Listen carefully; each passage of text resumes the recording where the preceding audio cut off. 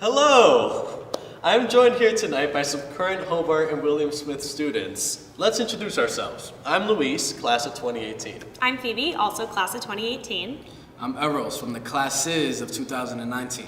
I'm Chris from Hobart class of 2019. Great. So, tonight we will be discussing the value of the coordinate system at Hobart and what it means to be a student here. What about William Smith? Of course, I'm so sorry. I tend to say Hobart as a default. This is what I'm talking about. We're supposed to be equal, but William Smith is hardly ever recognized. When you refer to the school as Hobart, as someone not enrolled in that college, I feel invisible. I know I may have been enrolled in Hobart, but I feel as though I'm a member of the HWS community. After all, it is called Hobart and William Smith colleges. No, you got it all wrong. Hobart is Hobart. A Smithy's a Smithy. Don't you forget it. You just referred to Hobart as a school and a Smithy as a type of person. That makes no sense.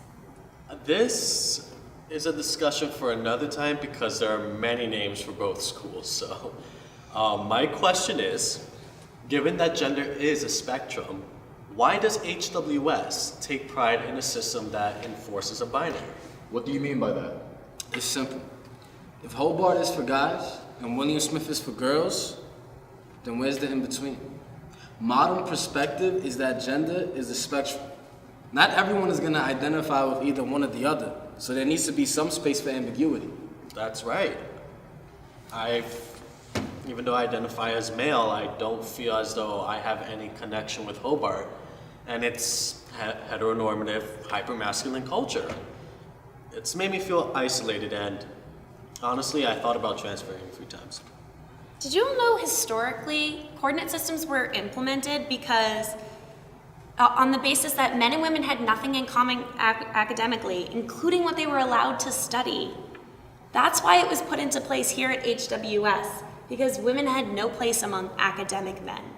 It was meant to be a stepping stone, not a solution. Honestly, I don't know why it matters. It's not like you're forced to identify with Hobart. Actually, I am. Take, for example, Founders Day. That's a cool tradition. Yeah, why not be proud of our traditions? We can be, but why do they have to be separated by gender? Why can't we all celebrate them together? But don't you think having separate traditions is what makes the system so unique? I can't wait to get a paddle and beer with graduating. William Smith students get a bracelet. I would love a bracelet. And I would love a beer. This is what I'm talking about. This is a perfect example of how the coordinate system perpetuates problematic gender norms. But what about the students who don't identify with either college? What are our traditions? Why can't these traditions be open to everybody? But don't you like that there are separate student governments for Hobart and William Smith? Don't you think that it provides an equal opportunity between genders? Sure, but why can't that exist without the binary?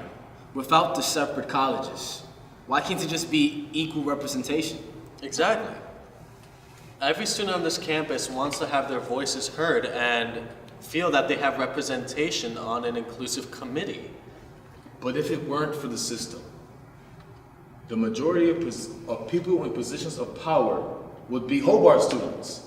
Well, that actually goes back to my earlier point of a diverse committee. That's not only about gender. We can solve this problem by setting criteria that establishes certain things in order for those to be elected to student governments. That way we can ensure that there's a diverse and inclusive representation. Look, the coordinate system's not the reason my voice isn't heard. Trust me. But Luis is right. There could be a call for students from a wide variety of identities to prevent any one majority having power over other students. After all, the power divide isn't just between genders, it's also race, class, sexuality, etc. I hear that's what faculty do with their committees. They set up elections so that the final tally includes representatives who aren't all of the same gender, for example. Okay, you've convinced me. Perhaps the only way to contemporize the coordinate system is to abolish it. Well, why don't we turn it over to the rest of the HWS community for their input? Can HWS fulfill a mission of inclusive excellence within a binary structure? students and alumni, how has the coordinate system impacted you? Please help us continue this conversation. Record your stories and tag them at #1HWS. Or, if you want to submit them anonymously, you can email us at hwsmosaicny@gmail.com, and one of us will record your story for you.